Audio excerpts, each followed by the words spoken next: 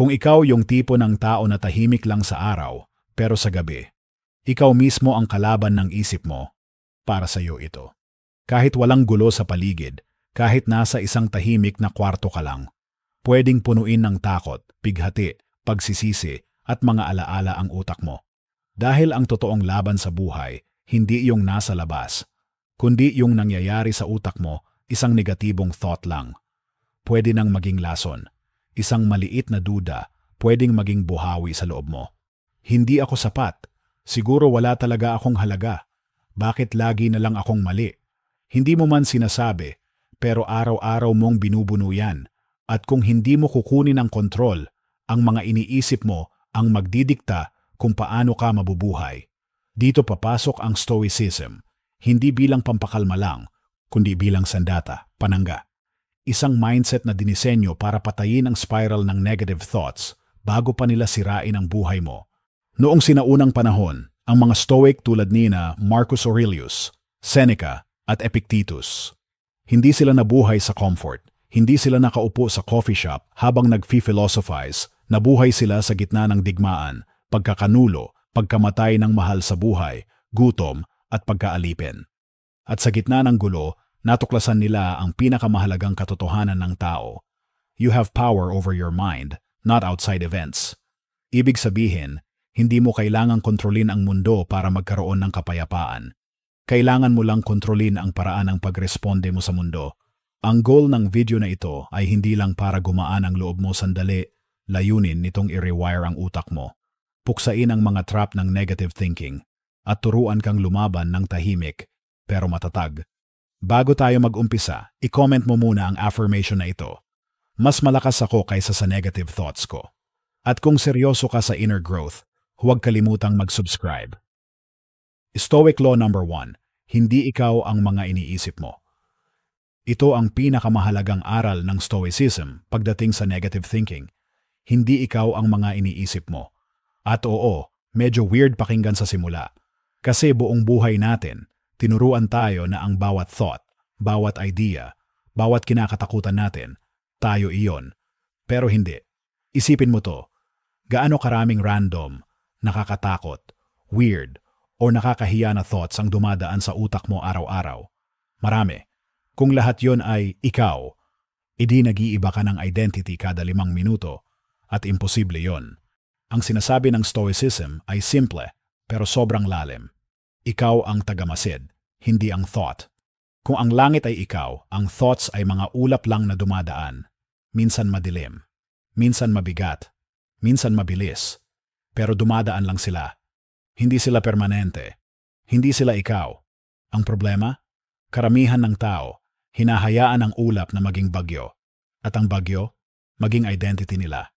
Isang thought lang na, hindi ako sapat, nagiging bakit ba ako ganito? Hanggang maging siguro wala talaga akong halaga. Pero ito ang kagandahan, thoughts are suggestions, not commands. Parang radio station, kapag may tugtog na ayaw mo, hindi ka obligado sumayaw. Pwede mong palitan ng station, pwede mong i-off, pwede mong deadmahin. Subukan mo itong Stoic technique, thought labeling.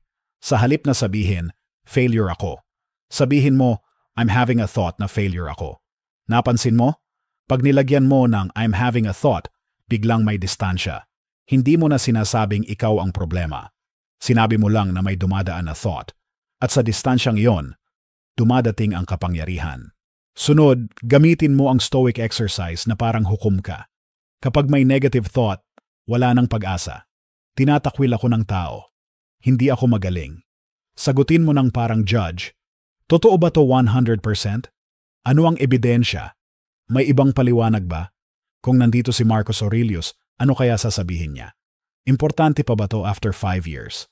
Pag tinanong mo ng tinanong ang thought, parang balat ng sibuyas, habang hinihiwa mo, mas lumalabas na wala pala itong solid na laman. Buo siya sa pakiramdam, pero hangin lang pala sa logic. At dito magsisimula ang totoong disiplina, detach, observe, let go.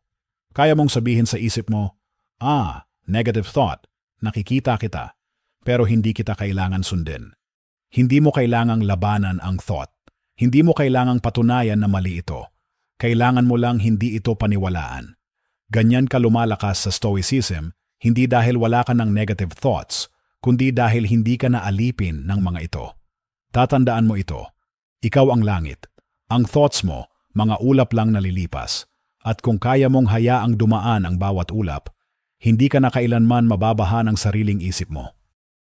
Stoic Law number 2. Tigilan ang pakikipag-away sa reality. Isa sa pinakamalalim na dahilan kung bakit nauubos ang tao sa negative thinking ay ito. Hindi dahil masakit ang nangyari, kundi dahil ayaw mong tanggapin na nangyari na. Hindi mo sila masisi. Normal sa tao ang mag-wish na sana iba ang resulta. Sana hindi ako iniwan. Sana hindi ako nagkamali. Sana hindi ito nangyari sa akin. Sana may pagkakataon pa. Pero ito ang hindi maiiwasang katotohanan na tinuro ng mga Stoic. Ang pagtutol sa realidad ang ugat ng sobrang pagdurusa. Pakinggan mo to. Pain is real. Pero suffering? Gawa ng isip yan. At nagsisimula ang suffering kapag sinabi mo sa sarili mo, hindi dapat ganito. Hindi dapat nangyari yan. Hindi dapat ako ang nasaktan. Pero nandyan na nangyari na. Totoo na. Parang taong nakatayo sa ulan habang sumisigaw, nagagalit, nagmumura. Kahit anong reaksyon mo, basa ka pa rin. Hindi victory ang pagtutol sa ulan. Victory ang pagtanggap, pagkuha ng payong at paglalakad pa rin. Ganon din sa buhay. Kaya sinabi ni Epictetus ang isa sa pinakabrutal pero pinakamakatotohanang Stoic lines. Do not seek to have events happen as you want them to. Want them to happen as they do happen. Hindi ibig sabihin nito na mag-celebrate ka ng sakit. Hindi sinasabing matuwa ka sa heartbreak or magpasalamat ka sa panglalamang. Hindi ganoon. Ang ibig sabihin, huwag mong ubusin ang lakas mo sa pakikipag-away sa isang bagay na tapos na. Kung nangyari, nangyari. Kung tapos, tapos. Kung umalis, umalis. Ang tanong, ano ang next na kaya mong gawin? Kasi habang paulit-ulit mong sinasabi sa isip mo, sana hindi nangyari to. Ang totoo, inuulit mo rin ang sakit, ini-stretch mo ang trauma. Pinapalakas mo ang bigat. Pero subukan mo ang Stoic tool na to. Tuwing may pumapasok na thought na, hindi dapat to nangyari. Sabihin mo ng malakas o sa isip, pero nangyari na. So anong susunod? Ang linyang yon ang nagbabalik sa'yo sa pagiging may control. Alis victim mode. On leadership mode. Ito ang Stoic concept na amor fati. Love of fate. Meaning yakapin kung ano ang ibinigay sa'yo kasi doon ka huhubugin. Na-fail mo ang exam, hindi ka basura. Baka kailangan mo lang ng bagong approach. Iniwan ka? Hindi ibig sabihin na hindi ka mahalagang tao. Baka tinanggal sa daan mo ang hindi para sa'yo. Nalagpasan ka ng oportunidad? Hindi ibig sabihin na tapos na ang buhay mo. Ibig sabihin lang, ibang daan ang totoong para sa'yo. Ang acceptance ay hindi pagsuko. Ito ay pagkukontrol dahil tinatanggap mo ang totoo para makagalaw ka sa next step. At tandaan mo, peace is not found in perfect circumstances, kundi sa pagtanggap at pag-usad. I-comment mo sa baba. Tinatanggap ko at patuloy akong lalago. Handa ka na ba sa susunod na Stoic Law? Stoic Law number 3. Huwag magtiwala sa unang emosyon. Ito ang isa sa pinakamadaling bitagin ng utak mo, ang paniwalaan na ang unang emosyon mo ay ang totoo. Pero sa Stoicism, malinaw ang aral. Ang unang emosyon ay reaksyon, hindi katotohanan. Kapag may nangyaring masakit, nakakagulat, nakaka-insecure o nakakabuwisit, ang unang emosyon ay laging malakas, magulo, at minsan sobrang exaggerated, hindi dahil mahina ka, kundi dahil ang katawan mo, instinct pa rin ang sinusunod. Galit, takot, selos, hiya, lungkot, pagdududa. Natural silang tumama ng biglaan, parang unang hampas ng alon. Pero tandaan mo, ang unang alon ang pinakamalakas, pero hindi iyon ang dagat. Ganito ang problema, kung hinahayaan mong ang unang emosyon ang magdesisyon, madalas mali ang magiging galaw mo. At doon nabubuo ang negative thinking at nasisira ang relationships, opportunities, at kapayapaan mo. Isipin mo to, nag-message ka sa friend mo, seen.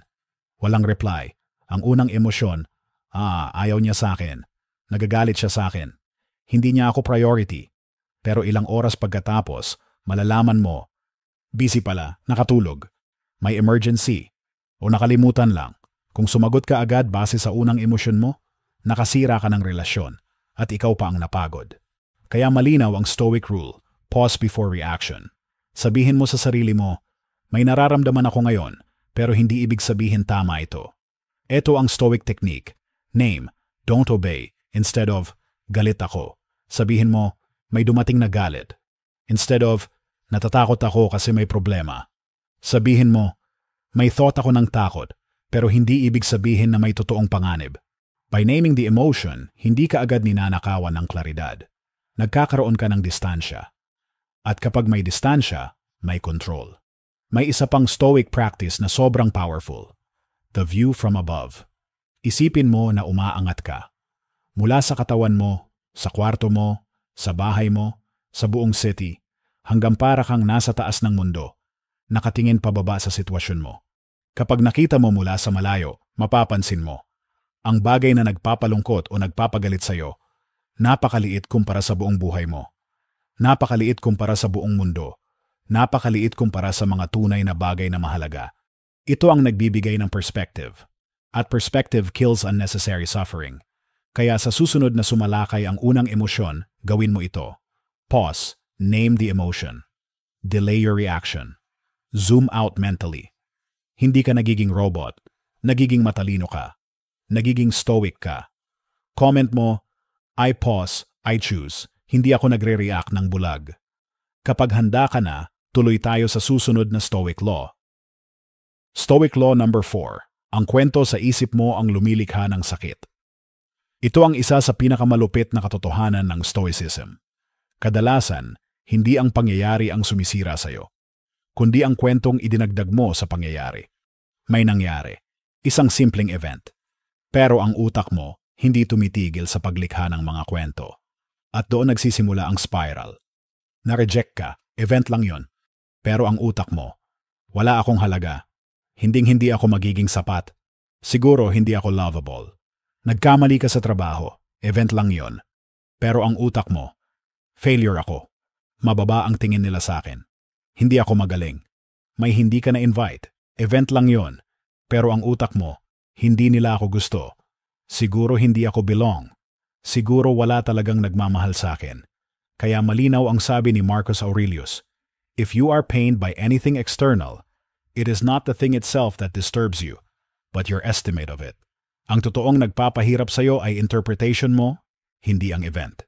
Isipin mo ang event bilang isang maliit na spark, at ang kwento mo ay gasolina, ikaw ang nagpapalaki ng apoy. Pero eto ang magandang balita. Kung kaya mong gumawa ng kwento, kaya mo rin itong baguhin, ikaw ang editor ng utak mo. Subukan mo ang Stoic technique na ito. Sobrang simple, pero life-changing. Step 1. Isulat ang event. Raw fact only. Halimbawa, hindi niya ako nireplyan ng 2 araw. Walang emotion, walang interpretation, lang, plain fact. Step 2. Isulat ang kwento na sinasabi ng utak mo. Tinatamad siya sa akin. Ayaw na niya sa akin. May iba na siya. Ito ang drama ng isip. Ito ang nagpapabigat sa dibdib mo. Step 3. Challenge the story. Parang detective. Totoo ba ito 100%? May ebidensya ba ako? May ibang reason ba na hindi negative? Ginawa ko na rin ba ito sa iba na walang masamang dahilan? Baka pagod lang? Busy? May emergency? Hindi lang nakareply? Kung honest ka sa sarili mo, mapapansin mo na karamihan ng kwento mo, imbento. Built from fear, built from insecurity, built from past trauma. At kapag na-realize mong hindi fact ang iniisip mo, lumiliit bigla ang sakit, humihina ang negative thinking. Lumalakas ang kapayapaan mo. Ito ang Stoic mindset. Bad things happen, pero hindi sila nagbibigay ng meaning sa akin. Ako ang nagbibigay ng meaning sa kanila. Hindi mo kayang kontrolin ang lahat ng sitwasyon, pero kaya mong kontrolin ang interpretasyon. At doon nagbabago ang buong mundo mo. Kaya sa susunod na mag-spiral ka, tandaan mo, hindi ikaw ang sakit, ikaw ang storyteller. At nasa iyo ang kapangyarihang i-rewrite ang buong kwento. Comment mo sa baba. I control the story. I choose peace over panic. Handa ka na ba? Let's move to the next Stoic Law. Stoic Law number 5. Ang kapaligiran mo ang nagpapalakas o sumisira sa isip mo. Ito ang brutal truth na hindi napapansin ng karamihan. Hindi lahat ng negative thoughts ay galing sa'yo. Marami sa kanila, nahawa mo lang. Oo, ang utak mo ay parang garden. Pero ang tanong, Sino ang pinapayagan mong magtanim dito? Mga tao ba na nagbibigay linaw? O mga taong ang hilig ay drama, inggit, chismis at reklamo? Si Seneca mismo ang nagsabi, associate with people who are likely to improve you. Bakit? Kasi kung sino ang kasama mo, yun ang postura ng isip mo. Tignan natin. 1. Negative people is negative thoughts. Kapag araw-araw kang nakapalibot sa mga nagrereklamo, nag-iingay, naninira, at nagdadrama, hindi mo namamalayang humihigop ka ng enerhiya nila. Mapapansin mo, nagiging irritable ka, nagiging reactive ka, hindi mo maipaliwanag, pero bigla kang nagiging anxious. Hindi dahil ikaw ang problema, kundi dahil inaamoy mo ang basura nilang emosyon araw-araw. 2. Toxic social media is mental poison. Kung ang feed mo ay punong-puno ng comparison, fake success, clickbait fear, at negativity, hindi nakakapagtaka kung bakit ang utak mo laging puno ng pagdududa. Your mind copies what it sees. Kung ang pinapakain mo sa isip mo ay takot, drama, at insecurity, ano sa tingin mo ang mamumunga? Tama, negative thoughts. 3. Chaotic environment is chaotic mind. Sobrang undervalued nito pero sobrang totoo. A messy room leads to a messy mind. Ang kalat sa paligid ay stress signals sa utak. Ang gulo ng table mo ay gulo ng focus mo. Kaya ang mga stoic, kahit noong panahon nila, simple lang ang pamumuhay. Kaunting gamit, kaunting ingay, kaunting distractions. Kasi alam nila, external disorder creates internal disorder. 4. Your habits feed your inner voice. Pag-ubos ng oras sa phone, walang pahinga, walang boundaries, walang space to breathe. Lahat yan silent killers ng clarity mo. Hindi mo pwedeng i-kill ang negative thoughts kung araw-araw mo naman silang pinapakain. So, ano ang gagawin mo? Stoic environment detox. For the next 7 days, no gossip, no toxic scrolling, no comparing yourself online. Linisin mo kwarto mo, iayos mo table mo. Maglagay ng 30 minuto silence time bawat araw. At iwasan ang mga taong ginagawang laruan ng emosyon mo. Hindi mo kailangang mang-away, hindi mo kailangang mag-explain. Just quietly choose peace. At makikita mo, hindi dahil wala ka ng negative thoughts, kundi dahil hindi na sila lumalakas. Hindi mo sila pinapakain. Pag tahimik ang paligid, mas tahimik ang utak. Kaya tanungin mo sarili mo araw-araw, ang mga taong kasama ko ba, nagbibigay ba sila ng liwanag o nilalason nila ang loob ko? Comment mo sa baba. I choose environments that protect my peace. Handa ka na sa susunod na Stoic Law? Stoic Law number 6. Pagod ka, hindi ka sira. Ito ang hindi napapansin ng karamihan at ito rin ang pinakamaraming sinisira sa mental health ng tao. Akala mo broken ka, pero ang totoo, pagod ka lang. Kapag pagod ang katawan, puyat ang isip, drained ang puso. Nagiging mas malakas ang negative thoughts. Hindi dahil mahina ka. Hindi dahil wala kang kwenta, kundi dahil ubos ka. Kapag pagod ka, lahat masama. Lahat mabigat, lahat parang personal. A simple message becomes rejection. A small mistake feels like failure. A bad day feels like your whole life is collapsing. Hindi mo namamalayan, hindi pala utak ang kalaban mo, kundi yung kakulangan mo sa pahinga. Alam ng mga Stoic to, kaya sila obsessed sa energy management. Hindi sila puro lakas, hindi sila puro disiplina. Alam nila kung kailan tama at kung kailan tama nang tumigil. Sabi ni Marcus Aurelius, if you are distressed by anything external, the pain is not due to the thing itself, but to your estimate of it. Pero paano ka magiging objective kung kulang ka sa tulog? Paano ka mag-iisip ng malinaw kung hindi ka kumakain ng maayos? Paano ka magiging calm kung overstimulated ka sa social media? Paano ka magiging stoic kung overloaded ang nervous system mo? Hindi mo kailangan ng motivational video. Hindi mo kailangan ng life-changing quote. Minsan, kailangan mo lang tulog, tubig, pahinga, tahimik, at simpleng paghinga. Negative thinking becomes louder pag puyat ka. Hindi ka kumakain ng tama. Wala kang movement or exercise, sobrang dami ng notifications. Wala kang alone time, overloaded ang schedule mo. Wala kang emotional boundaries. Sobra kang nagbibigay sa iba, pero wala kang binibigay sa sarili mo. Kaya minsan ang tanong ay hindi, what's wrong with me? Kundi, kailan ba ako huling nagpapahinga? Subukan mo gawin itong stoic reset. Matulog ng mas maaga ngayong gabi. 20 minutong lakad na walang cellphone. Uminom ng tubig bago mag-react sa kahit ano. Sabihin ang isang no sa isang bagay na draining. I-off ang phone mo ng 30 minuto para lang huminga. Hindi mo kailangan takpan ng negative thoughts. Minsan, kapag nagpapahinga ka, sila mismo ang kusang humihina. Hindi ka sira, hindi ka bagsak, hindi ka weak, pagod ka lang. At ang pagod may lunas. Ang pinakamalakas na stoic warriors, marunong silang huminto. Kasi alam nila, ang isip na puno ay hindi matalino. Ang isip na nakaka-relax, yun ang malakas. Comment mo, I am not broken, I am just resting. Handa ka na sa huling Stoic Law? Stoic Law number 7, Gratitude kills negativity. Ito ang Stoic Law na pinakamalambing pero pinakamalakas. Ang pasasalamat, gratitude, ay hindi simpleng pagiging positive. Ito ay sandata, isang espada na pumuputol sa ugat ng negative thinking. Kapag nakakulong ka sa sariling isip mo, napakadaling malunod sa, wala akong gana, walang nangyayari sa buhay ko. Mas magaling sila kaysa sa akin. Ang unfair ng lahat. Ganito ang ginagawa ng negativity.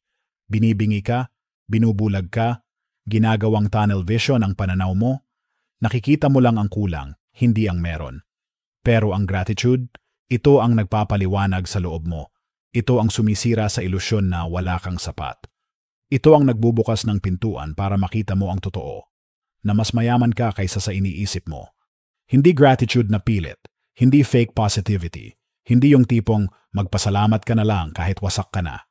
Ang totoong stoic gratitude ay ito, tanggapin mo ang sakit, pero piliin mong makita ang meron at hindi puro kulang. Kwento ni Seneca, it is not the man who has too little who is poor, but the man who craves more. Ibig sabihin, ang nagpapahirap sa iyo ay hindi ang kakulangan, kundi ang maling lente na gamit mo. Subukan natin gawin itong practical. Kapag pagod ka, magpasalamat ka sa katahimikan, na kaya mo pang huminga, na kaya mong huminto. Kapag may mali kang nagawa, magpasalamat ka sa lesson. Hindi lahat natututo kapag may mali, pero ikaw, aware ka, ibig sabihin, lumalakas ka. Kapag may nawalan ka, magpasalamat ka sa natira. Hindi dahil masaya kang may nawala, kundi dahil nakikita mo ang tangan mo ngayon. Kapag nagloloko ang isip mo, magpasalamat ka sa awareness. Bihira ang taong aware sa sarili. Ikaw, gising ka. At dahil gising ka, kaya mong baguhin ang kwento. Ito ang stoic practice. Every morning or every night, isulat mo ang 3 bagay na thankful ka. Maliit lang, simple lang. Hindi kailangan spectacular. Halimbawa, nakakakain ka. May isang taong nagmamahal sa'yo. Masama ang araw mo pero buhay ka pa rin. May natutunan ka. May isang maliit na win. Isang linya lang bawat isa. Pero yung isang linya na yon, iyon ang nagbubukas ng pinto palabas sa dilim. Kasi ganito ang sikreto. Negative thoughts grow in forgetfulness. Pero gratitude brings your mind back home. At kapag bumalik ang isip mo sa realidad, hindi sa drama, hindi sa takot, hindi sa comparison, mas lumalakas ka. Mas gumagaan ang dibdib, mas lumilinaw ang utak. Hindi dahil nawala ang problema, kundi dahil nakita mo ang sarili mong kaya pa ring magpasalamat. Comment mo sa baba, gratitude is my armor. Handa ka na ba sa final stoic closing reflection? Just say, yes please. Ngayong nadaanan natin ang 7 brutal stoic laws, time to bring everything together. Hindi mo kailangan maging perpekto. Hindi mo kailangan maging Zen master. Ang Stoicism ay hindi tungkol sa pagiging walang emosyon, kundi sa pagiging mas malinaw kaysa sa emosyon mo. Recap tayo ng mabilis. Hindi ikaw ang mga iniisip mo. Dumadaan lang sila, hindi sila ikaw. Tigilan ang pakikipag-away sa reality. Kapayapaan ay pagtanggap at pag-usad. Huwag magtiwala sa unang emosyon. Pause. Name it. Don't obey it. Ang kwento sa isip mo ang nagpapabigat. Ikaw ang author. Baguhin ang script. Ang kapaligiran mo ay gamot o lason. Piliin ang tahimik na paligid. Pagod ka, hindi ka sira. Pahinga ang unang lunas. Gratitude kills negativity. Ang pasasalamat ang pinakamalakas na armor. Kung napansin mo, iisa ang pinagmumulan ng lahat ng ito. Awareness. Awareness kung ano ang pumapasok sa isip mo. Awareness kung ano ang dapat bitawan. Awareness kung saan galing ang bigat. At sabi nga, awareness is the first cut. Kapag alam mo na kung saan ka tinatamaan, kaya mo nang putulin ang ugat ng negative thinking bago ito lumaki.